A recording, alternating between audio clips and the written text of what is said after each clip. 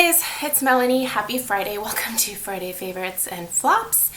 And I am actually recording this on Thursday because I'm sick. And I can tell that tomorrow is going to be even worse. You know how when you're like just starting to get sick and you're like, oh yeah, this is really going to suck.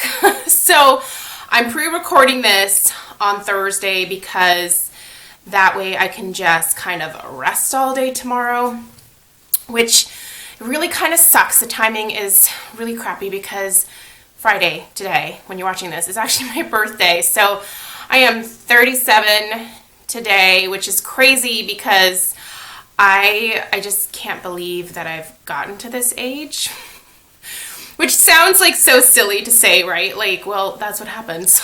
Time passes and you get older, right? But like, honestly, I still remember being like 15 and being in high school and thinking like, dude, I'm never gonna be 30. Like, that's so far away. And now I'm 37, and how did I get here? Like, what has happened to like the last like 15, 20 years of my life? They've just sailed right by. So if you're young, cherish your younger years because they go by very quickly apparently. So, but anyway, yeah. So for my birthday, I just plan on relaxing and trying to kick this cold that I managed to pick up and, obviously just hang out with Stella and maybe we'll watch movies in bed, which I think will be a great way to spend my first day of year 37. So anyway, I'm going to go ahead and share my Friday favorites and flops with you. I'm going to go ahead and start out with my flops for this week. I did do specific reviews on these items. They have already been sent back to Sephora.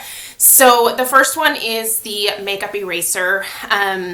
If you want to know all the ins and outs of why I didn't like it, definitely watch the video. I will link it down below.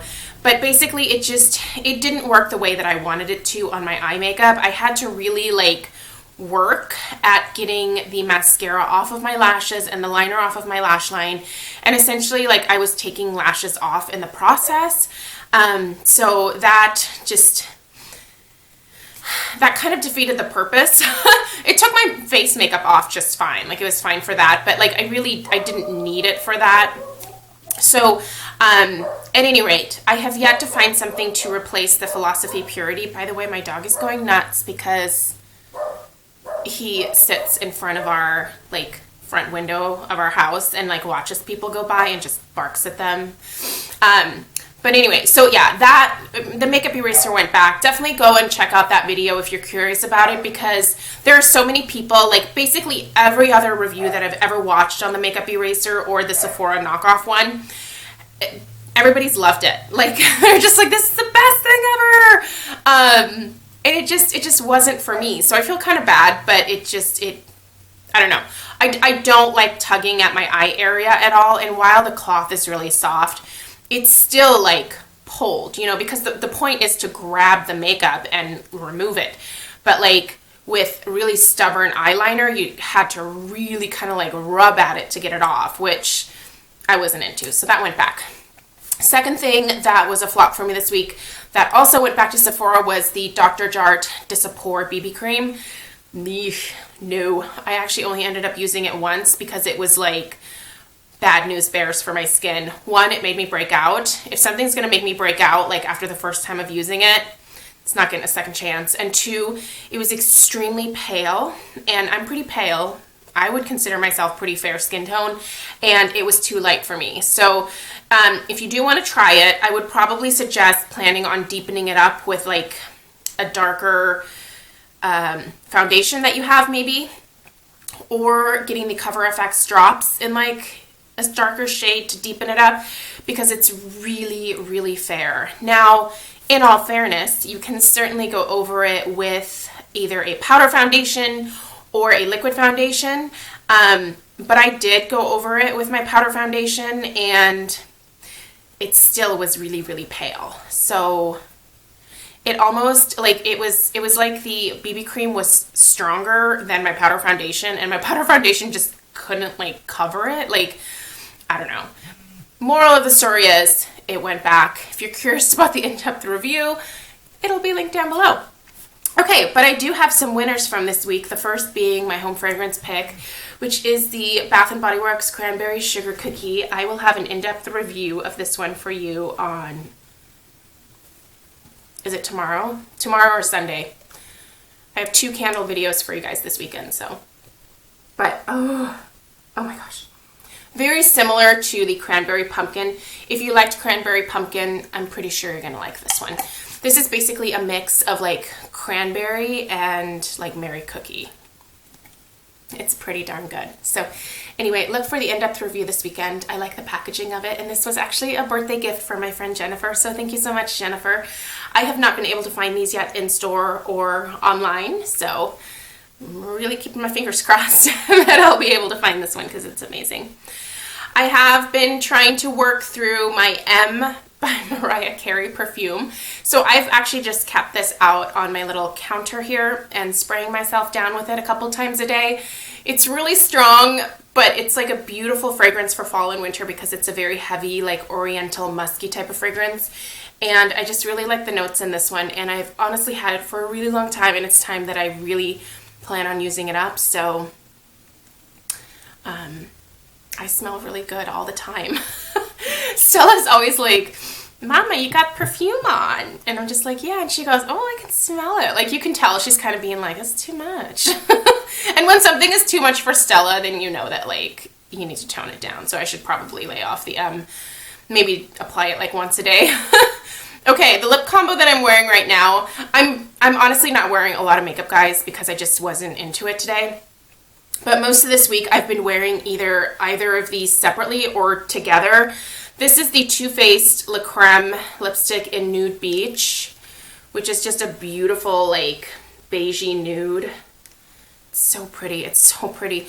And then this I can just wear on its own, but today I'm wearing it over on top of the Le Creme, but really lightly. This is the Buxom Dolly lip cream.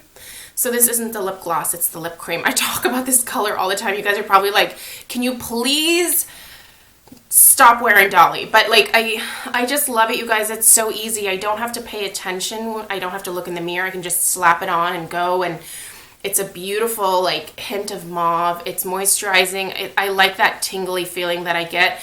I don't really necessarily get a lot of plumping from this, but I do like the way it feels on my lips. It feels very cooling, and it doesn't dry my lips out. It actually makes them feel very moisturized, and I love the lip cream of this color too. So there you go. This week I've also been using my Hourglass Ethereal Light Ambient Lighting Powder.